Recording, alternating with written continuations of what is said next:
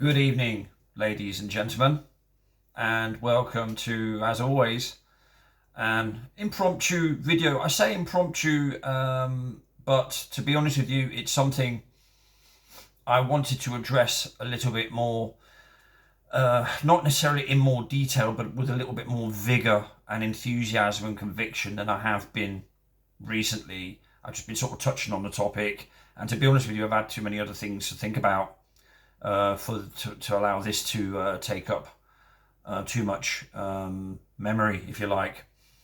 Anyway, I'm doing all right. I've had an okay weekend, and I've got into the week pretty well. I hope you guys are doing okay.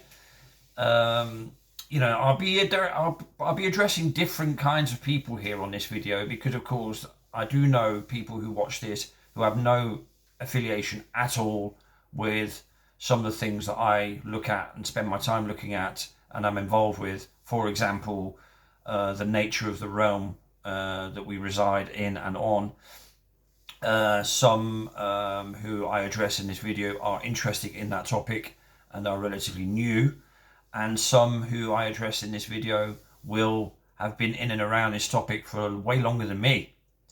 So for those who feel I'm repeating myself, I'm not going to apologise, because I'm trying to really reach those who maybe don't have an understanding and might, in these times especially, be getting a little bit misled. And I think you all know where I'm going with this. So without further ado, I'll just go straight into it. And I have an announcement to make afterwards as well.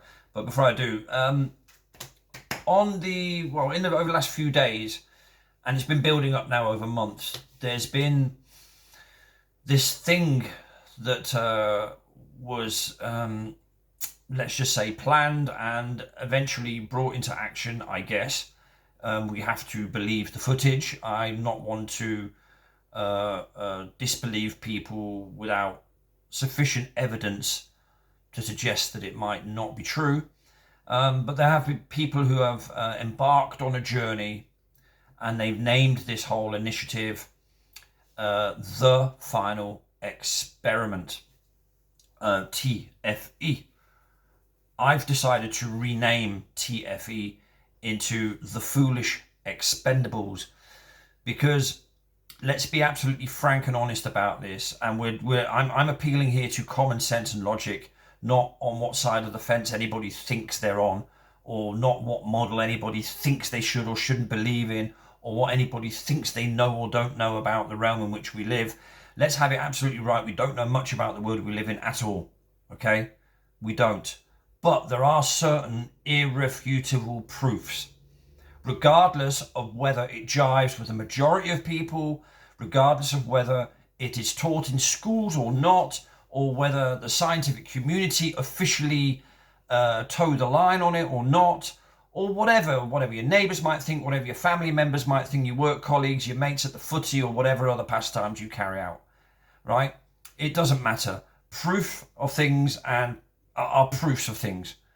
And one of the proofs of the realm in which we live, and I'll say it right now, and I've been saying it a few times really, but like I said, not with enough vigour, is that the world in which we live is measured flat, always has been, right? It's the way we navigate the world. We utilise what's called elevation angle measurements to the lights in the sky.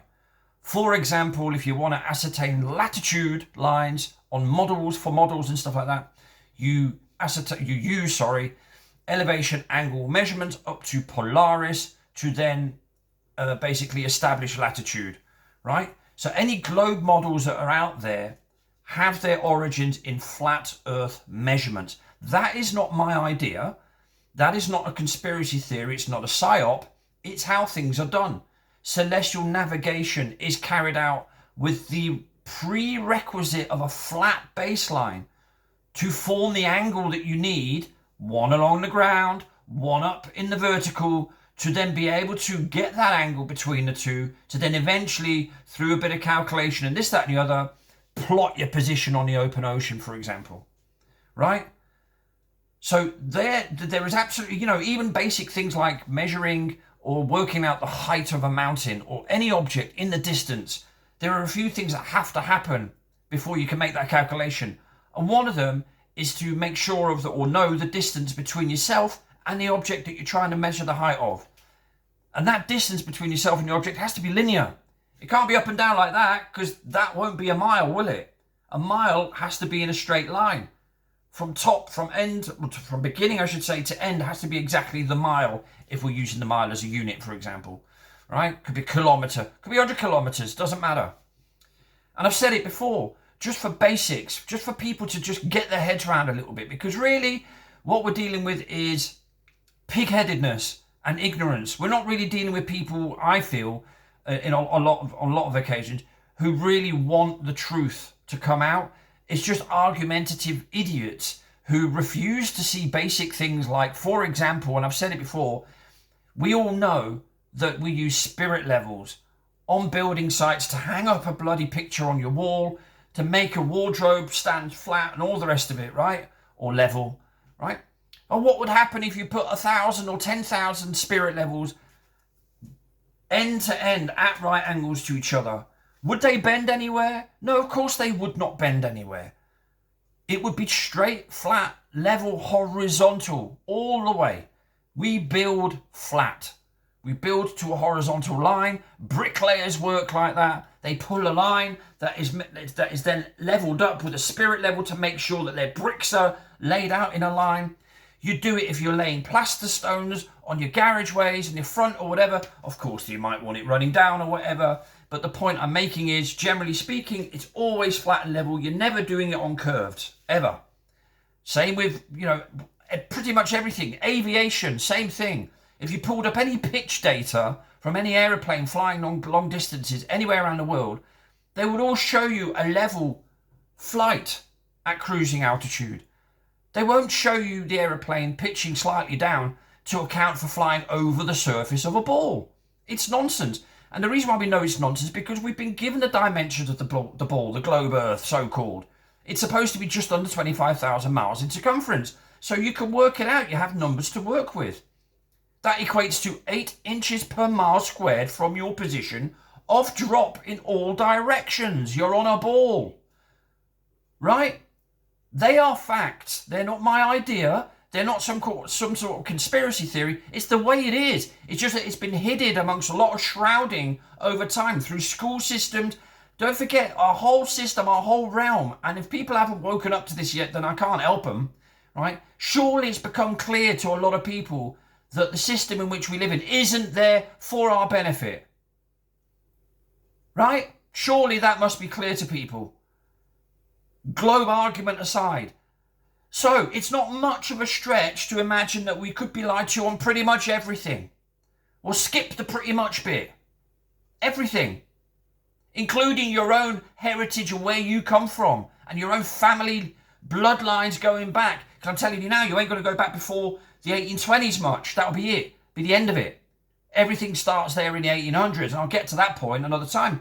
But this is the point, right? So now we've had this so-called the final experiment, of which nothing about it is final. It's not an experiment. Look up the definition of the word experiment.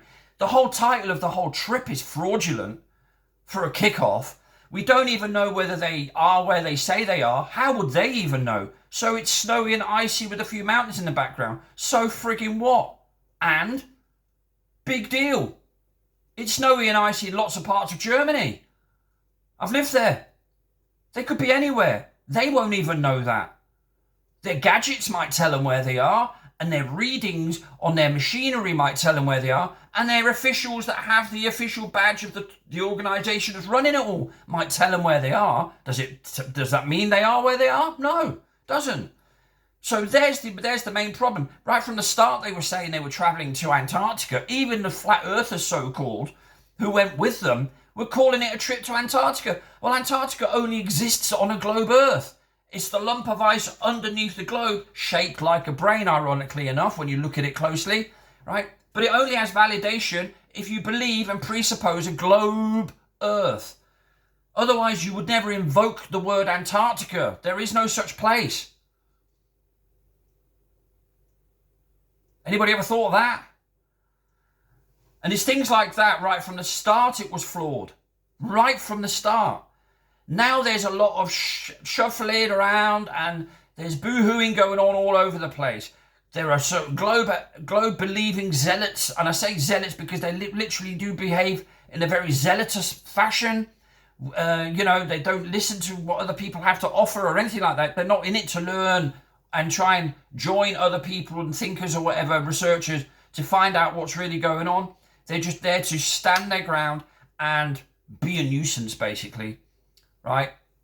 But now there's people from all corners whinging, including within the so-called flat earth community, because of course it's taken a big dump on a lot of people's belief systems within the flat earth community, who, particularly those of those in the community who believed in the AE, the azimuthal equidistant Gleason's map, of which I have a picture of it on the wall, by the way, because I like it. For me, it's a bit sort of rustic, and other people have globes with bottles of booze inside them. I have a nice old Gleason's map on my wall. I think it looks nice with a nice wooden frame around it. I wouldn't use it to navigate though, and I'm also very aware that the Gleason's map is a projection of a globe on a flat piece of paper. That's all it is, right? That's all it is. And the accuracy of it has been debunked 10 years ago. So there are many of us in the flat earth community who are well aware that whether you experience a 24-hour sun, and this is the crux of the matter really, this is the reason why this whole event to so-called Antarctica happened in the first place, was to, for once and for all, settle this argument of whether we're on a globe or on a flat earth. Well, it doesn't settle anything. All it does is allow you to witness or not a 24-hour sun in the sky. It doesn't mean that you're on a globe if you do, and you're not on a globe if you don't. That's called a false dichotomy. And like I said, it's been flawed right from the start. People have allowed it to happen and given it credence by covering it and to such an extent, right? And a lot of people have hung their hats on it. That's the worst thing. So if you believe in the Gleason's map that's for example, on Dave Weiss's app, right? I purchased the app many years ago when I was on the Global Euro Tour back in 2019. Right? Very handy tool and stuff like that. Am I suggesting that he purposely lied and all the rest of it? No, I'm not going to accuse him of that at all. I thought it was a nice, neat model to have that made sense. And for intrigue's sake, I paid attention to it because I thought, yeah, that actually is the closest we're going to get to sort of a relatively accurate model. Because there are no real maps and models of a flat earth, and the only things we have really are globes. And globes have their origins, or they are derived from, flat earth measurements in the first place. Then there's something called a Haversine formula, which then gets implemented, which turns it all into curved maths, basically. I've said it a little bit flippantly there, but that's roughly how it is. Haversine, by the way, that didn't happen or come into use until the beginning of the 1800s. Isn't that interesting? Just like everything else, it's all the 1800s. Like I keep saying, that's when it all starts for everything, for all of us. But it's beginning to sort of, I won't say wind me up, but it makes me really wonder where people are with their souls and their spirits to be buying into this to such a degree. People taking part in all of this so-called TFE, they are literally expendables. Nobody cares about them in 2 or 3 years' time. I pretty much don't care about them now. They think they're oh so big celebrities, with their shades, all saying the same thing in front of the camera as they were getting introduced in this snowy region a few days ago by the perpetrator of this whole trip, a guy called Will Duffy, allegedly a pastor, but talks out of his arse quite clearly. Very freaky, sinister character as far as I'm concerned. But that's about as much credence as I'm going to give the guy. That's it. He's not on my mind where I go for a shit. Definitely not. I tend to think about what I'm going to do for my shopping. Or what I might be watching this evening on the TV if there's a good drama. Right? It's ridiculous. And people are buying into it way too much. It doesn't prove anything whether you do or don't see a 24-hour sun. Proves nothing. Anything beyond that is speculation. What we do know is the Earth is measured flat. It's the way it always has been done, and it's the way it will for the future always be done, because it has to be. Right. And I'll leave that there for the moment because that's all I have to say on it. Everything else is just nonsense. 28th of January, 1900 hours, the Bridge House Hotel in Ferndown. Be there or be exceedingly spherical. I'll be presenting on the old world. hopefully meet you all there and see you all there. See you in the next video. I'm off. Ta-ta for now. Bye.